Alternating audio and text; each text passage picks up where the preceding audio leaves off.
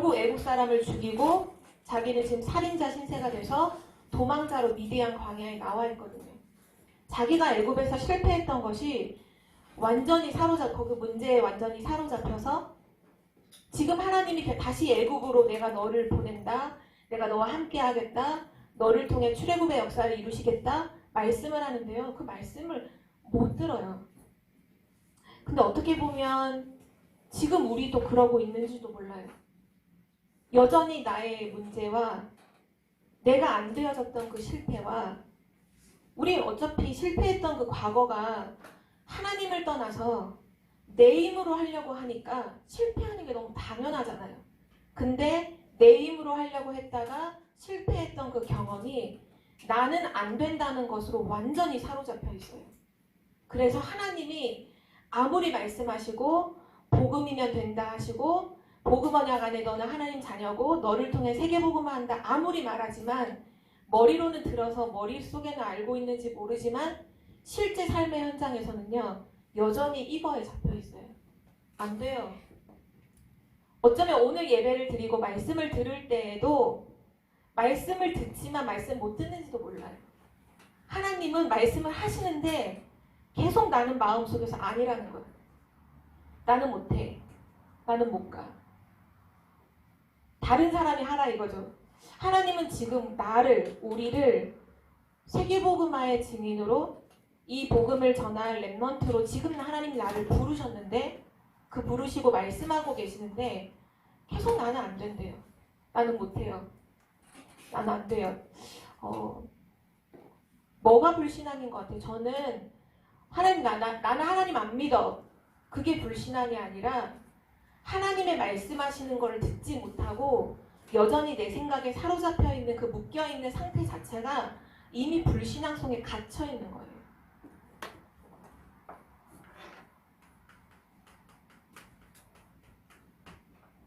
하나님을 못 믿어요. 내 삶에 역사하신다는 하나님 못 믿어. 내 삶에 하나님이 함께 하신다는 그 하나님을 못 믿어요. 하나님의 능력을 못 믿어요. 내 실패가 더 크지 하나님의 능력을 못 믿어요. 세상에 대단한 능력이 더 크지 하나님의 능력 안 믿어요. 아무리 하나님이 내와 함께 하시겠다고 너를 통해 이런 일을 행하시겠다고 하시는데 안 믿는다니까요. 지금 그 상태에 걸려있는데 뭘 할 수 있겠어요? 하나님 말씀하시면 뭐예요? 하나님 말씀하셔도 안 믿는다니까요. 말씀 안 믿어요.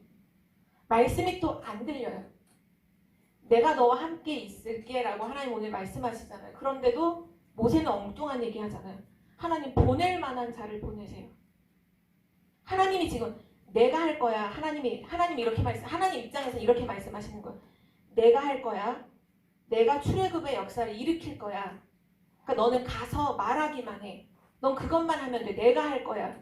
근데 모세는 뭐라고 말하냐면 하나님 저는 출애굽의 역사 내가 못 일으켜요. 말도 안 되는 얘기죠. 그 말은 뭐냐 하면 자기가 한다는 생각 속에 사로잡혀 있는 거잖아요. 결국은. 내가 한다는 생각 속에 사로잡혀 있는 거예요. 내가 하려고 하는데 근데 안 될 것 같으니까 못한다고 얘기하는 거죠. 결국은 나예요. 내가 할 수 있다 라고 하는 것도 틀린 거고요. 나는 못한다 라고 하는 것도 틀린 거예요.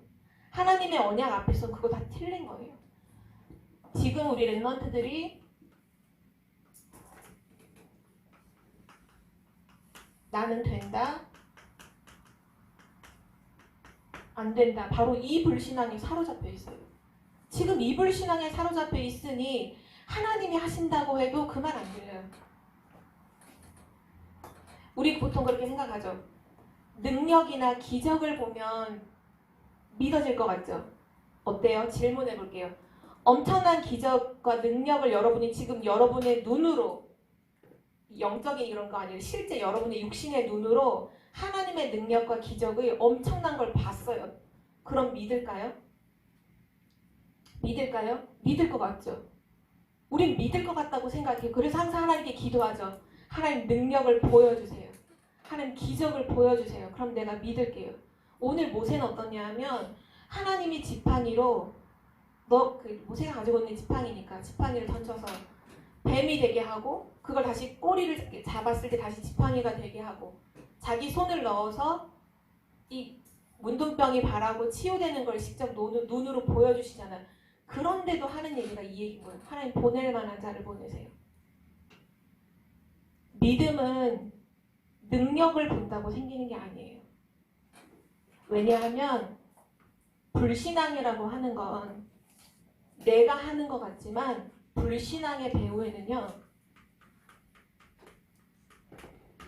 사단이 있어요. 능력 가지고 사단을 이길 수 있나요? 기적으로 사단을 이길 수 있나요? 아니요. 절대로 능력을 봐도 흑암이 꺾이지 않으면 사단을 꺾지 않으면 불신앙에서 빠져나올 수가 없어요.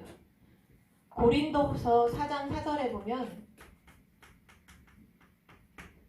성경에 정확하게 말씀이 지금도 믿지 않는 사람들, 불신자만 말하는 게 아니에요. 신자임에도 안 믿는 사람 너무 많잖아요. 지금도 믿지 않는 자들의 마음과 생각을 혼미하게 해서 이 세상 신이 사단이 믿지 않는 사람, 불신앙하고 있는 사람의 마음을 혼미하게 해서 그리스도의 영광의 복음의 빛이 비치지 못하도록 속이고 있다라고 지금 말씀하고 있거든요. 기적을 보면 믿음이 생길까요? 그렇지 않아요. 능력을 보면 믿음이 생기나요? 안 그래요. 불신앙은 언제 무너질까요? 불신앙 언제 무너져요? 정말 불신앙의 배후에 역사하고 있는 것이 사단이 맞다면 사단을 무너뜨릴 수 있는 유일한 답은 한 가지밖에 없어요. 그리스도 복음밖에 없어요. 내 안에 있는 그 오래된 불신앙을 무너뜨리는 답은요. 그리스도를 붙잡는 거예요. 그게 불신앙을 무너뜨리는 거고 그리스도 붙잡으면 그게 믿음이라 하는 거예요. 아, 이 사람 되게 믿음 좋다. 뭐가 믿음 좋은 거냐면요. 그리스도를 붙잡고 있는 게 믿음 좋은 거예요.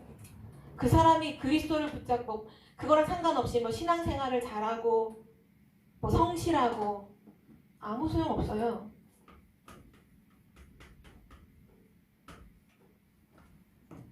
그래서 모세가 하나님이 계속 말씀하실 때 계속 못 알아듣다가 결국은 어디 앞에서 탁 무릎을 꿇려 하면 그 피제사라고 하는 그 한 가지. 그 피제사가 뭐죠? 모세에게 말씀하셨던 그 피제사가 바로 그리스도의 십자가 사건을 말하는 거잖아요. 그리스도의 십자가가 뭐죠? 바로 예수가 그리스도로 오셔서 죄와 저주 문제, 사단 문제, 하나님 떠난 그 문제를 완전히 해결하신 그 사건을 말하잖아요. 모세가 그리스도라고 하는 그 언약, 피 언약 한 가지를 붙잡고 무릎을 꿇은 거예요. 능력과 기적 앞에 무릎을 꿇은 게 아니에요. 피 제사라고 하는 그 언약, 이거는 그냥 해도 되고 안 해도 되는 문제가 아니잖아요. 이거는 사느냐 죽느냐의 문제예요. 원래 모세가 죽어야 되는 사람이에요. 원래 이 세상 사람이 아니어야 돼요. 그쵸? 왜냐하면 애굽에서 모든 사내 아이는 죽이라고 했잖아요. 하나님이 모세를 살리신 이유는 단 한 가지예요. 이 언약 전달하는 사람으로 부름 받았기 때문에 생명 주신 거거든요. 그러니까 모세가 사는 존재의 이유가 뭐냐? 복음 때문에 사는 거예요. 근데 이 사람이 이걸 모르고 자기 실패에 빠져가지고 나는 못해요, 나는 안 돼요? 완전 어리석은 거죠. 완전 교만한 거예요. 그건 말도 안 되는 거예요. 우리가 지금 복음을 붙잡는다는 건 그냥 주일날 와서 예배를 드린다는 의미가 아니에요. 그냥 우리가 그 복음 붙잡고 조금 삶에 있어서 응답을 받고 성공을 한다는 얘기가 아니에요. 복음이라는 건 내가 사느냐 죽느냐의 문제예요. 그리고 세상이 사느냐 죽느냐의 문제이고요. 그것도 그냥 죽는 게 아니라 완전히 사단의 노예되어서 지금 살아있지만 살아있는 게 아니에요. 사단의 종로를 타면서 완전히 살다가 그리고 지옥으로 가는 거잖아요. 그 삶을 연명하기 위해서 먹고 입고 마시는 거 그거 위해서 산다? 말도 안 되는 거죠. 그래서 오늘 서론으로 우리 랩런트들이 내 생각, 내 실패 여기 묶여있지 말고 불신앙에 묶여있지 말고 믿음 회복해야 돼요. 그 믿음은 그리스도를 붙잡는 거예요. 그것만이 믿음이에요. 그리고 이 믿음 가지고 지금 모세는 어떤 앞에 서 있냐 하면 자기가 실패했던 애굽으로 돌아가야 돼요. 사실은 애굽을 생각했을 때 모세에겐 상처예요. 자기가 실패했던 현장이잖아요. 살인자로 도망갔고 자기를 아는 모든 사람들이 아마 모세를 비웃었을 거예요. 대단한 줄 알았는데 아무것도 할 수 없는 무능한 존재라고 하면 비웃었겠죠.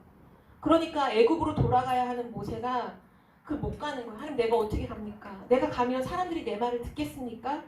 완전히 지금 무너져 있죠. 근데 하나님은 피제사라고 하는 그 복음의 언약을 모세에게 주셔서 실패했던 그 현장으로 돌아가래요. 이게 무슨 말일까요? 우리 랩런트들도 똑같아요. 내가 이전에 복음 없어 실패했던 그 장소를 그냥 버려두면 안 돼요. 그냥 모르는 채 이렇게 덮어두면 안 되고요. 복음 가지고 실패했던 그 현장으로 돌아가세요. 그리고 복음으로 살리세요. 그게 하나님이 원하시는 거예요. 애굽 안 갈 거예요? 내가 옛날에 실패했으니까 나 돌아갈 수 없어. 내 상처받았던 내 상처가 있는 현장 나 안 돌아갈 거야. 그건 하나님의 뜻이 아니에요. 하나님이 우리에게 단 한 가지 복음 없어 실패했던 우리였기에 복음 주셔서 그 복음 가지고 내가 실패했던 그 현장, 내가 무너졌던 그 현장, 내가 안 됐던 그 현장으로 돌아가서 복음의 능력으로 살리라는 거예요. 그게 하나님의 계획이에요. 그게 모세의 출애굽이었어요. 애굽에서 기적적으로 나온 거 그게 기적인가요? 아니요. 내가 실패했던 그 현장에 복음을 가지고 들어가서 복음으로 살리는 거. 그게 진정한 출애굽이에요. 그래서 우리 랩런트들에게 그 응답이 있기를 정말 기도합니다. 오늘 첫 번째로요. 애굽으로 이제 돌아가는 모세죠.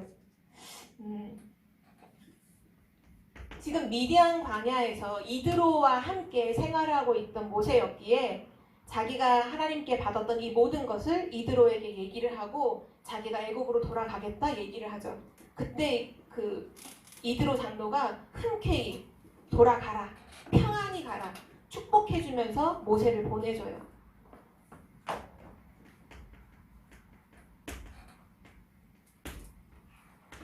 그리고 하나님이 다시 한번 얘기하세요. 뭐라고 말씀하시냐면 모세에게 하시는 말씀이 애굽으로 돌아가라. 이미 언약 갖고 있어요. 모세는. 그러니까 한 가지 애굽으로 돌아가라. 너를 죽이려고 했던 모든 자들이 이미 다 없다. 다 죽었다. 하나님께서 모든 거 다 준비해 놓으시고 너 돌아가라.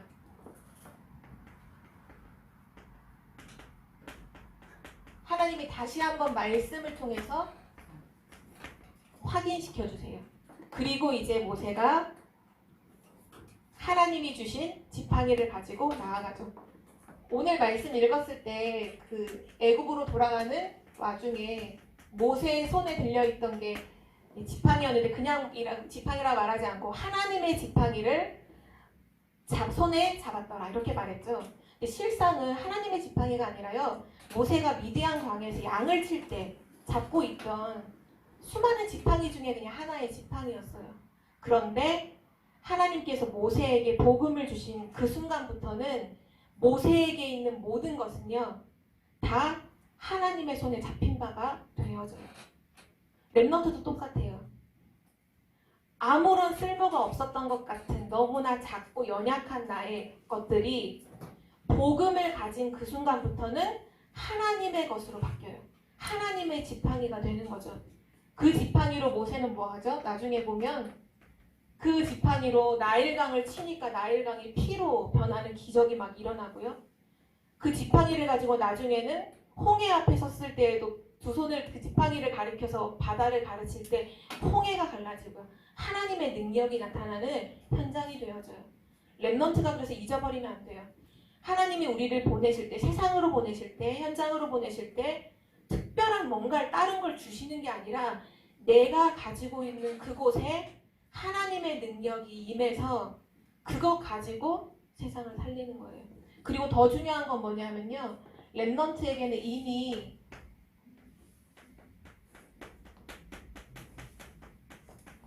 하나님이 주신 것이 있음을 꼭 기억해야 돼요. 랩넌트는 세상을 살릴 때 세상 것 가지고 세상 살리는 거 아니에요. 세상 것 가지고 세상 살릴 수 없어요. 내 것 가지고도 세상 살릴 수 없어요. 하나님이 나에게 주신 나의 것을 가지고 세상을 살려야 돼요. 그 나의 것이 뭐냐 하면 어제도 메시지 들을 때 되게 중요하게 말씀하셨는데요. 지금, 바로 지금 성삼위 하나님께서 나와 함께 하고 계세요. 그게 렘넌트에게 주신 우리의 나의 것이에요. 그리고 하나님 자녀의 신분과 권세. 그 신분에는 하늘 보좌가 움직이는 축복이 있고요. 그 권세에는 사단을 완전히 무릎 꿇게 하는, 사단을 완전히 결박시키는 그런 능력이 있어요. 이것을 하나님이 우리에게 주셨어요. 이것 가지고 현장으로 가는 거예요. 이것 정말 누리면서 현장으로 가는 거죠. 그리고 오늘 중요한 두 번째요. 사실 오늘 메시지에서 가장 중요한 건 이거라고 저는 생각해요.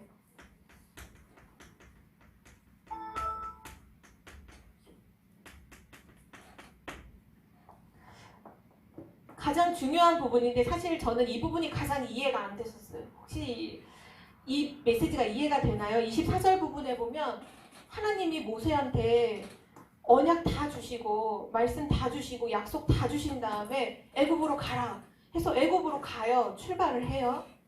가는데 갑자기 그 애굽으로 가는 도중에 하나님이 모세를 만나셨는데 모세를 죽이려고 해요. 말이 돼요?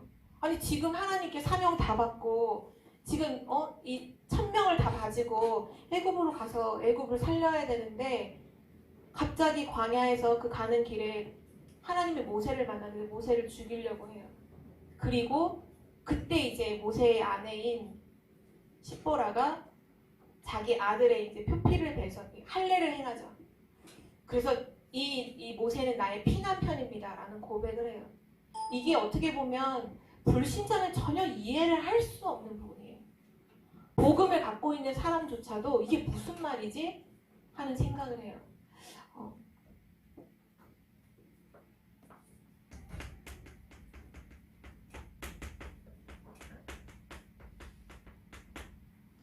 우리가 되게 중요한 언약을 딱 받고 되게 중요한 사명을 딱 가지고 딱 나아갈 때 우리가 자칫하면 속는 부분이 있어요. 그게 뭔지 알아요?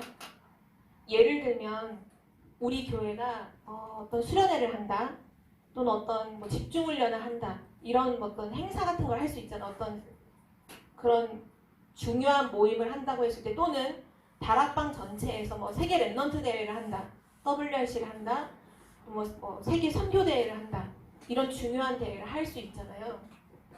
그때 제일 속기 쉬운 게 뭔지 알아요? 뭘 것 같아요? 한번 생각해 보세요. 되게 중요한 분명히 말씀 다 받았어요. 말씀 다 받고 언약 분명히 확인하고 자 이제 가는 거다. 현장으로 이제 살리러 가자 했는데 그때 가장 속기 쉬운 게 뭔지 알아요? 오히려 그때 복음 놓치는 게 너무 쉬워요. 일하다가 복음 놓치는 게 쉬워요. 이 말이 이해되세요? 모세는 지금 애굽으로 돌아가서 200만이 넘는 사람들을 출애굽하여 광야로 데리고 나와서 하나님 앞에 예배를 드리려 하는 미션을 갖고 있어요. 그러나 여기에서 가장 중요한 본질은 뭐냐면 복음 회복이잖아요. 피제사를 회복하는 거예요. 근데 우리가 잘못하면 피제사를 회복하는 것보다 애굽에 있는 이스라엘 백성을 데리고 나와야 하는 어떤 일이 있잖아요. 어떤 임무. 그걸로 착각할 수가 있거든요. 그래서 하나님이 끝까지 뭐 하냐면 복음 각인시키는 거예요. 지금 애굽으로 가는데 끝까지 다시 복음 각인시켜줘요. 할례라는 건 그 몸에 그 표피를 베어서 피를 내서 하나님 앞에 드리는 거잖아요. 피제사를 말하는 거예요. 근데 그거를 외적으로 하는 게 아니라 자기 몸에 그 언약을 각인시키는 것이 할례거든요. 하나님이 이 모세로 하여금 절대로 복음 놓치지 않도록 복음 절대 흔들리지 않도록 끝까지 복음을 각인하고 갈 수 있도록 다시 한번 사건을 일으키신 거예요. 혹시 랩런트들 그렇지 않아요? 주일날 한 주간 승리할 말씀 다 받았는데 막상 주일날 예배 끝나고 집에 돌아가서 집에서 부모님하고 싸우고 별것도 아닌 것 가지고 서로 막 불신앙 얘기하고 막 그렇게 되지 않던가요? 사단은 지금도 역사하고 있어요. 사단은 복음만 놓치길 원해요. 우리가 복음 제대로 딱 붙잡았다 할 그때예요. 또 확 쳐서 복음 놓치게 만들어요. 진짜 생각해보라니까. 저는 그랬던 것 같아요. 오히려 주일날 한 주간 응답받을 모든 말씀 주일날 딱 받았는데 집에 돌아가서 싸운다니까요. 부모님하고 별것도 아닌 걸로. 그러면서 말도 안 되는 석에도 없는 막 이상한 불신앙하는 말을 막 나 다음에 예배 안 갈 거야 막 이런 것들 있잖아요. 그런 얘기 막 하면서 스스로 속는다니까요. 스스로. 그리고 하고 나서 이제 후회하죠. 내가 왜 그랬지? 별것도 아닌 거에 내가 왜 이랬지? 사단은 끊임없이 우리로 하여금 복음을 놓치게 만들어요. 그래서 항상 랩런트는 이거 해야 돼요. 끝까지 복음 각인해야 돼요. 아, 나 복음 지금 붙잡았어. 아, 나 지금 복음 잘 붙잡았어. 아니요. 또다시 복음 각인해야 돼요. 끝까지 복음만 각인하고 가라. 그게 하나님의 메시지예요. 모세에게 주는 메시지예요. 너 세상 가거든. 너 지금 복음 가지고 너 실패했던 그 현장에 갈 거잖아. 실패했던 그 현장에 가요. 사단이 가만히 있겠어요? 옛날에 실패했던 그거 똑같이 가지고 우리를 무너뜨리겠죠. 뭐만 해야 되냐? 복음만 각인시켜서 가야 돼요. 그래야 승리할 수 있어요. 그거 랩런트 절대 속으면 안 돼요. 복음만 각인해. 복음만 남겨서 가야 돼요. 내 생각, 내 기준 조금이라도 어떤 나의 어떤 그런 염려라든지 내가 뭘 할 수 있을까라든지 이거 갖고 있으면요. 반드시 옛날에 실패했던 그걸로 또 실패하게 되어 있어요. 사단은 그 틈을 비집고 들어가거든요. 복음만 각인해서 가야 돼요. 복음만 각인해서 가는 랩런트가 되기를 기도합니다. 그리고 마지막 세 번째, 드디어 출애굽.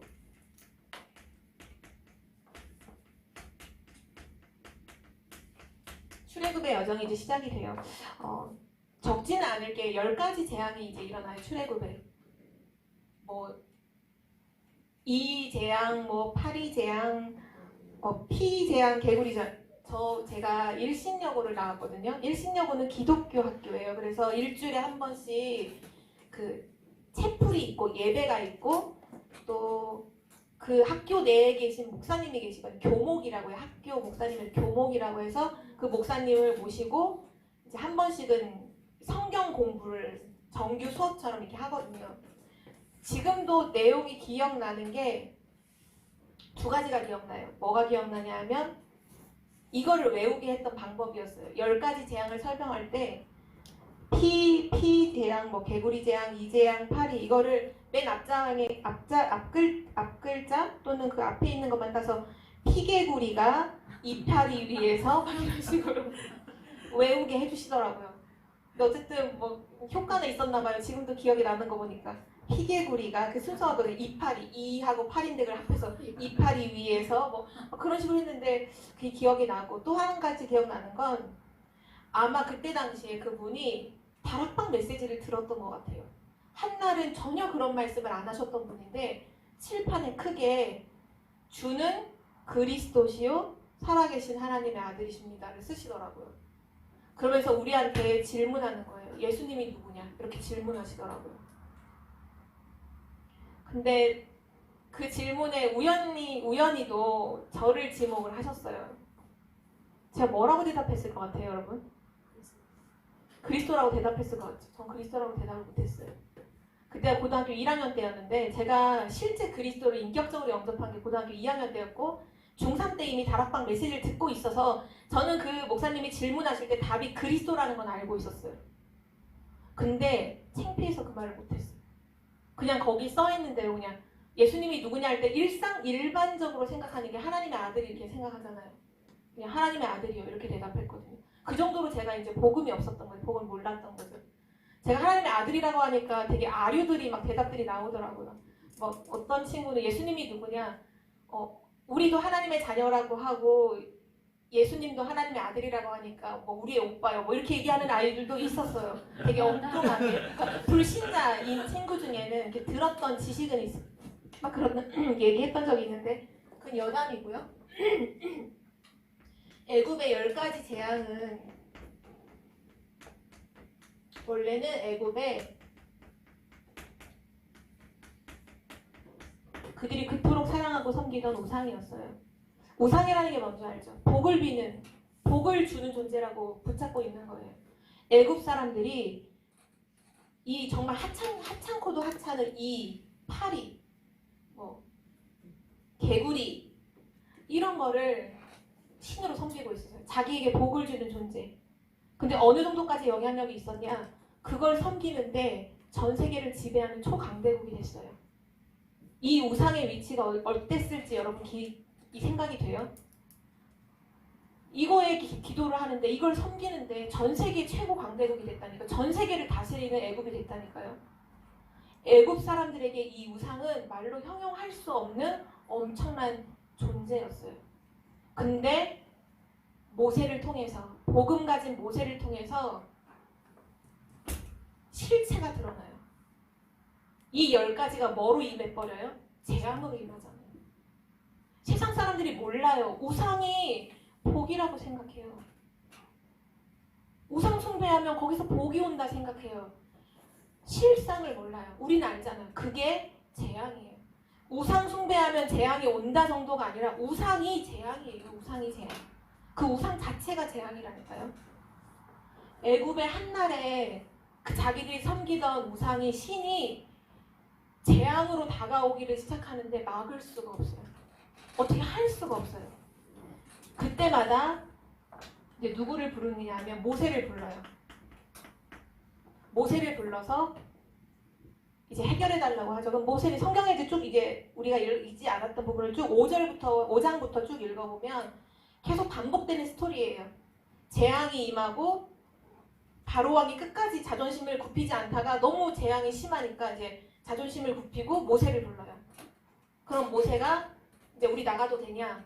그럼 이제 막 나가라 이래놓고는 모세가 하나님께 기도를 하면 하나님께서 모세의 기도를 들으시니라 해서 그 재앙이 멈춰요.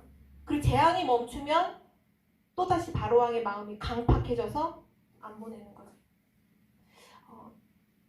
세상이 이와 같은 것 같아요. 지금 세상이 재앙 가운데 있는데 누구도 해결할 수가 없어요. 재앙을. 언약 가진 사람의 기도를 통해서 재앙이 무너지고 재앙이 멈추죠. 근데 그것 가지고도 안 돼요. 우리가 세상에서 기도함으로 하나님 재앙을 무너뜨려 주세요. 재앙이 멈추는 정도로까지는 안 돼요. 왜냐? 그 재앙 다음에 또 다른 재앙이 계속 오거든요. 또 다른 재앙, 또 다른 재앙, 또 다른 재앙. 그 재앙이 언제 끝나냐? 그게 중요한 거예요. 재앙이 언제 끝나냐?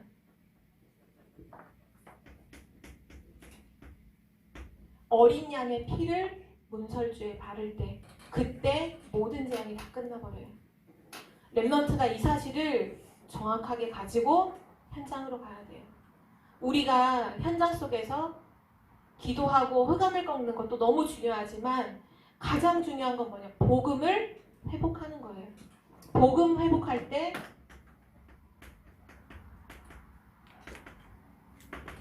모든 재앙은 무너져요.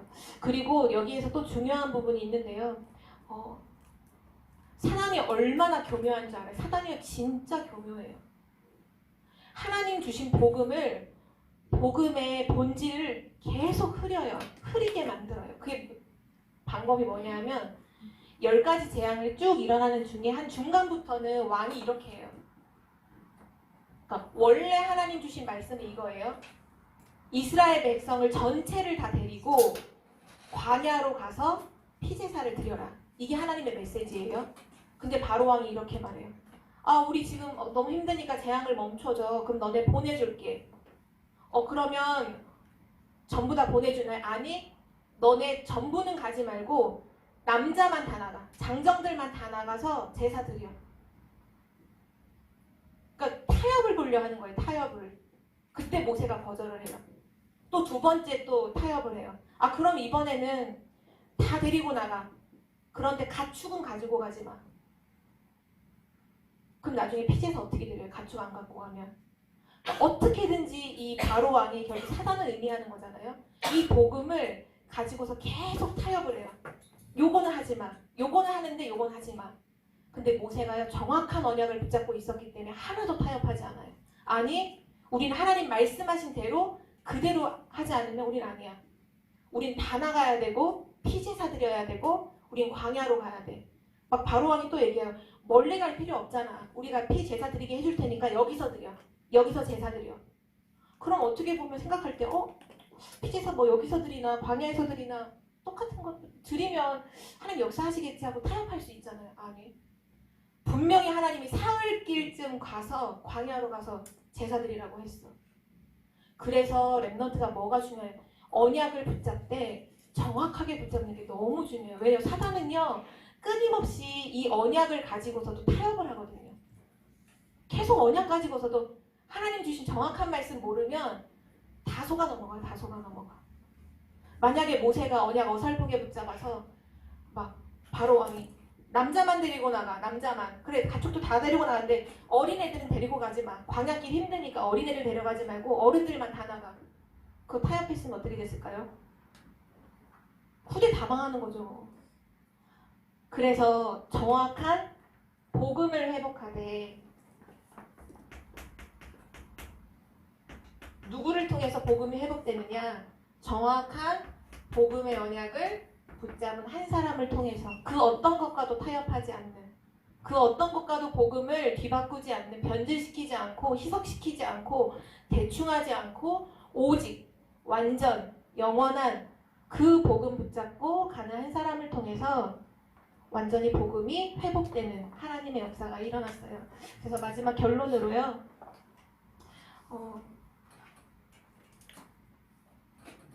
좀 서론에 있었던 얘기가 되게 중요하잖아요.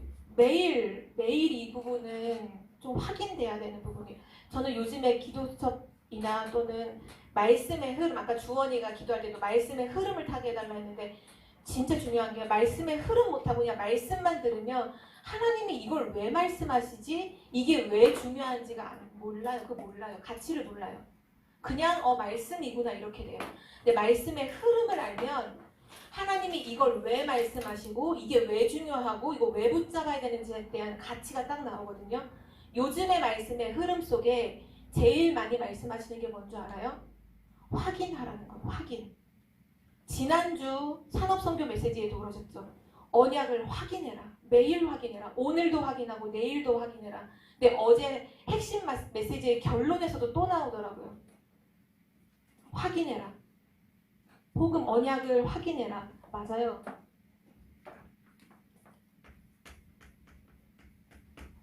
결론으로 우리가 해야 될 건 뭐냐면 매일 복음을 확인하세요. 그럼 복음을 확인한다는 게 예수는 그리스도 그러고 끝내라는 게 아니라 미션을 줄게요. 그게 뭐냐면요. 매일 하루에 한 번 이걸 질문하세요. 왜 나는 오늘도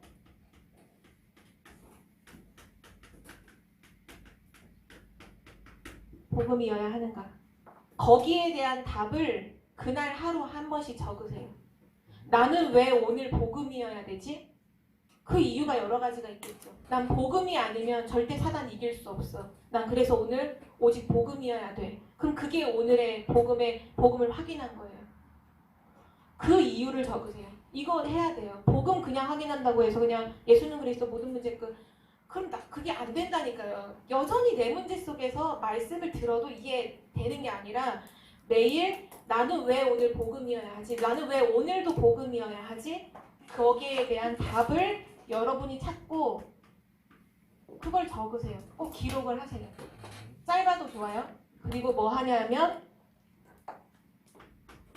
한 주간 살면 또 여러 가지 일이 일어나겠죠. 사건들이 일어나겠죠. 아까 모세의 사건처럼요. 하나님이 사건과 일을 허락하시는 이유는 한 가지예요. 복음만 각인하고 가라 이거예요. 복음만 각인하라는 거예요. 그거 안 갖고는 절대 실패했던 그 현장 속에서 복음으로 살릴 수가 없거든요. 그래서 여러분의 삶 속에 일어나는 모든 사건, 일, 사람하고 싸우지 마세요. 그냥 에너지 소비하지 말고 거기서 복음을 각인하세요.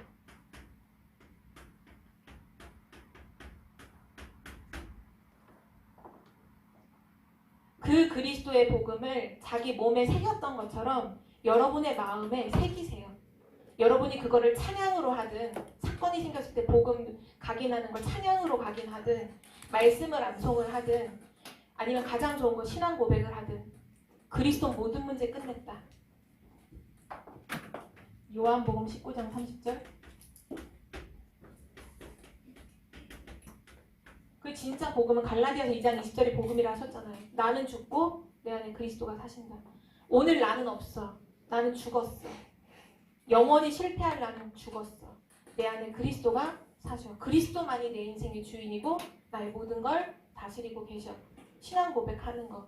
그래서 이번 한 주간 동안 여러분의 인생에 진짜 출애굽의 역사가 사단의 모든 저주와 재앙과 그 운명과 문제 속에서 완전히 벗어날 뿐만 아니라 여러분이 실패했던 그 현장에 하나님이 복음 주셔서 다시 가게 하셨잖아요. 얼마나 축복이에요. 그렇죠? 바로 그 현장에 복음 한 가지만 딱 붙잡고 그 현장을 살리는 증인 되길 기도합니다. 하나님 감사합니다. 오늘도 우리에게 정확한 복음의 언약을 말씀을 통해 확인시켜 주심을 감사드립니다. 모세에게 있어서 그 무엇 다른 것도 아닌 자신에게 참된 출애굽의 역사가 일어났던 것처럼 오늘 우리 랩넌트들 위해 그리고 랩넌트를 가르치는 모든 교사와 사역자들 위해 정말 출애굽의 역사가 일어나는 오늘이 되게 하시고 한 주가 되게 하여 주옵소서. 정확한 복음의 언약을 가지고 실패했던 그 현장에 복음으로 살리는 응답이 있게 하시고 눈에 보이는 응답과 눈에 보이는 기적이 중요한 것이 아니라 정확한 그리스도가 우리의 믿음이요 정확한 그리스도가 우리의 능력이요 그리스도만이 우리의 응답이라는 것을 알고 오직 그리스도 하는 한 주간 되도록 인도하여 주옵소서. 감사드리며 주 예수 그리스도의 이름으로 기도드립니다. 아멘.